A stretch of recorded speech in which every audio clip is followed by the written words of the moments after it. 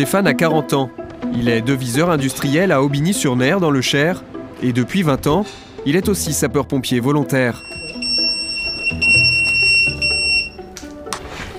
Bon bah là, tu préviens que je suis parti. Ok. C'est simplement un ami qui souhaitait, lui qui souhaitait rentrer en tant que pompier volontaire et qui m'a dit ah, j'en meurs d'envie et par contre j'ose pas y aller tout seul. Est-ce que ça t'intéresse? Donc bon, je dis on va aller voir. Donc c'était une pure découverte et je pense que j'ai un petit peu accroché.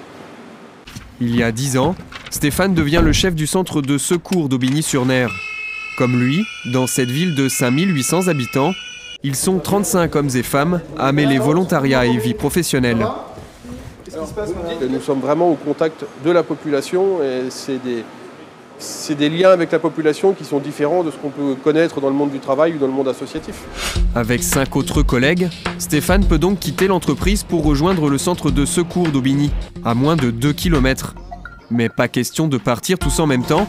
Un roulement est organisé au centre de secours pour alterner les départs. Aux ressources humaines, avoir des sapeurs-pompiers volontaires est devenu une fierté.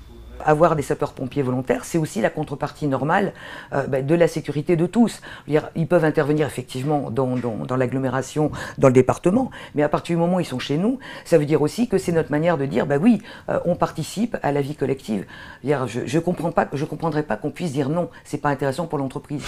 Depuis décembre 2015, une convention signée entre le ministère de l'Intérieur et le MEDEF renforce la culture d'entreprise autour du volontariat.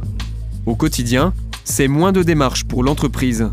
La convention, en plus, a simplifié les choses, puisque c'est toujours compliqué dès qu'un salarié est absent, il faut justifier en paye, il faut administrativement établir un certain nombre de documents.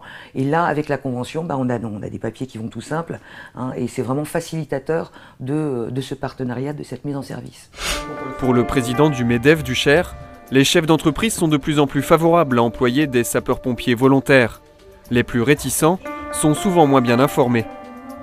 Il y a bien des chefs d'entreprise qui disent « j'ai déjà suffisamment d'ennuis, j'arrive pas à tenir mon personnel » et puis en plus un gars qui s'en va à tout moment parce que la sirène des pompiers sonne et il abandonne son boulot. Très rapidement on arrive à balayer toutes ces oppositions en expliquant que le pompier volontaire en entreprise amène beaucoup de choses. Déjà une certaine forme de sécurité, peut amener des éléments de formation aux gestes de premier secours. C'est quand même extrêmement positif dans l'ensemble. Comme beaucoup de départements français, le Cher compte 1550 sapeurs-pompiers volontaires pour seulement 215 professionnels. Alors pour renforcer le lien avec les entreprises, le SDIS a créé un club employeur.